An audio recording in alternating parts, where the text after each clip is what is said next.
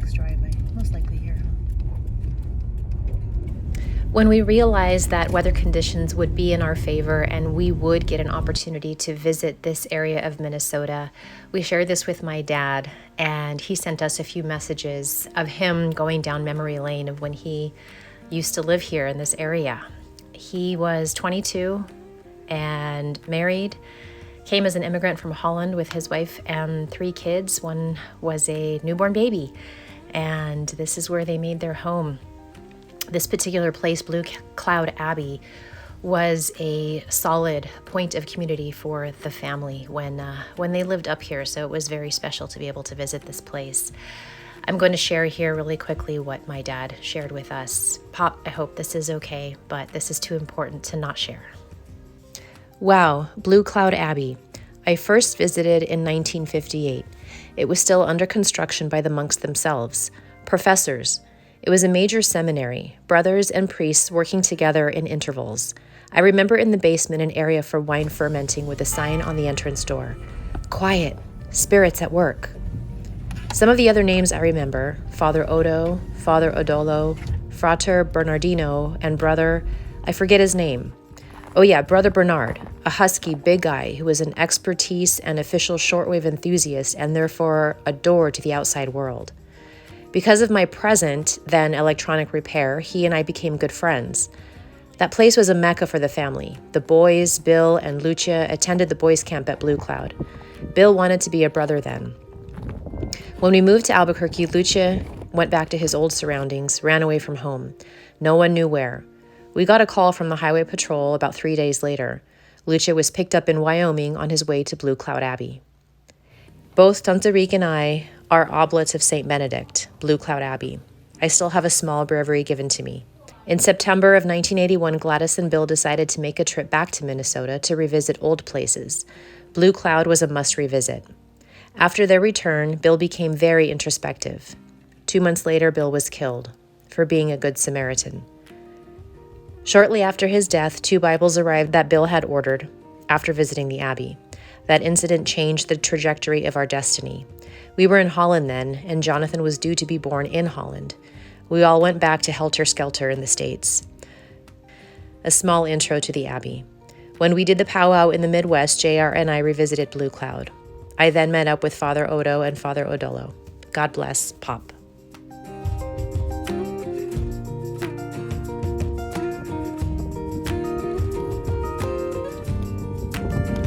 So glad we stopped here. Thank you.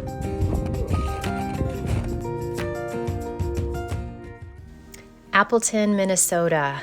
This was a good home for my dad and his family back in the day. One of my brothers was actually born here, and my dad remembered the address of their place that they moved to once they kind of got on their feet and were able to move into town. Unfortunately, the actual address, the location of that particular house, seems to no longer be there. So the number skipped, and we think maybe the building, the cabin that they were renting right about here was torn down, but we're not sure if we're in the exact location. But anyhow, this is the street that they lived on. So surreal to be here. Such a beautiful little town with so many charming little houses.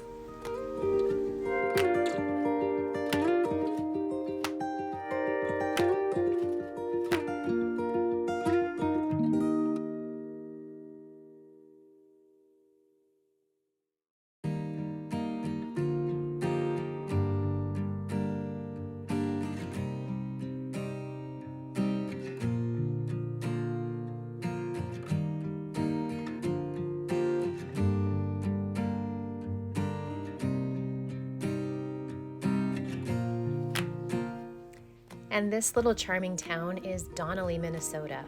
I don't think they lived here for too long, but they did call this place home.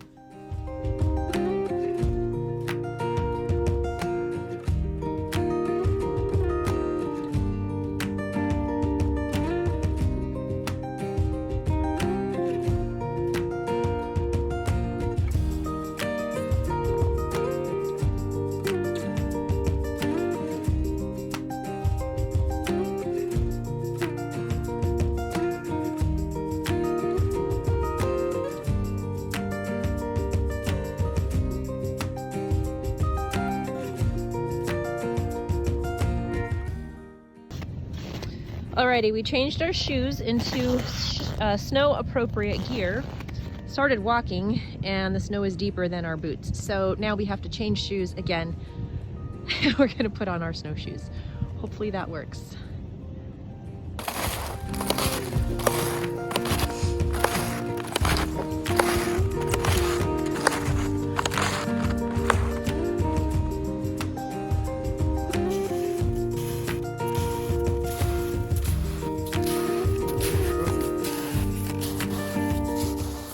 So we're here at the cemetery, not very far from where my dad and Tantarique had their first cabin near the lake.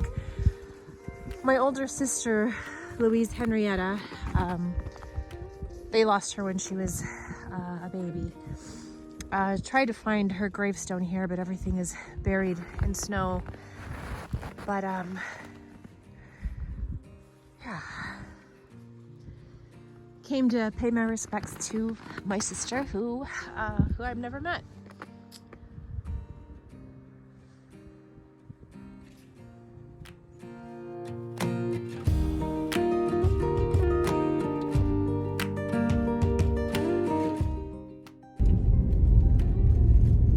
This is the driveway that leads to the only cabin out near Stony Lake.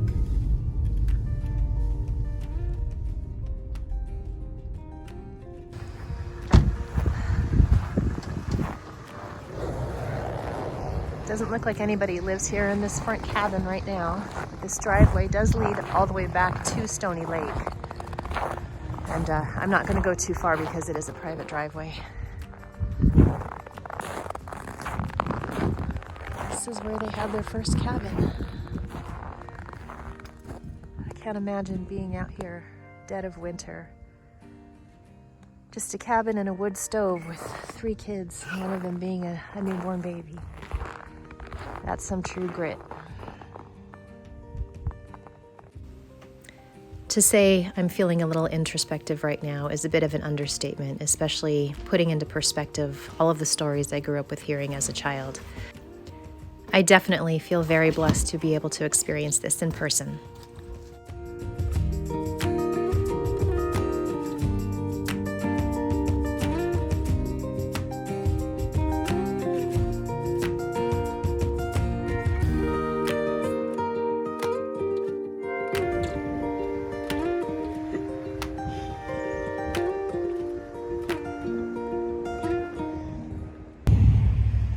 Because you can't drink all day if you don't start in the morning. And we've arrived in Alexandria. Finally catching some lunch. It's -5 with wind chill -25. We are on our first frozen lake in Minnesota. Last time I was on a frozen lake with her, I proposed. Yep, it was a wonderful day. And it's a little colder now. It's like what, -4? Colder.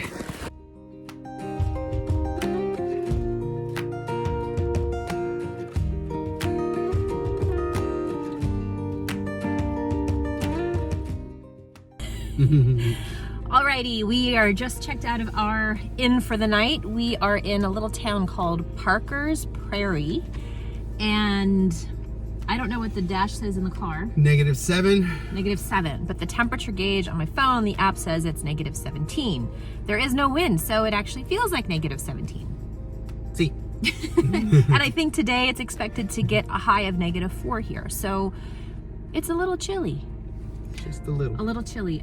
It takes a long time to wait for the car to heat up, so you know, we're not used to this. We should have come out here 5 or 10 minutes prior to us wanting to leave to warm up the car, but you know. Well, now the TV shows that we see or the movies of the old East Coast, they go say, go warm up the car. Now we know why they say go warm up the car. Good accent, babe. And yeah, and just by sitting in here, we're getting little icicles forming everywhere on the windows because of the condensation. Anyhow, gonna put my glove back on before my fingers fall off. And off we go to Excelsior, Minnesota.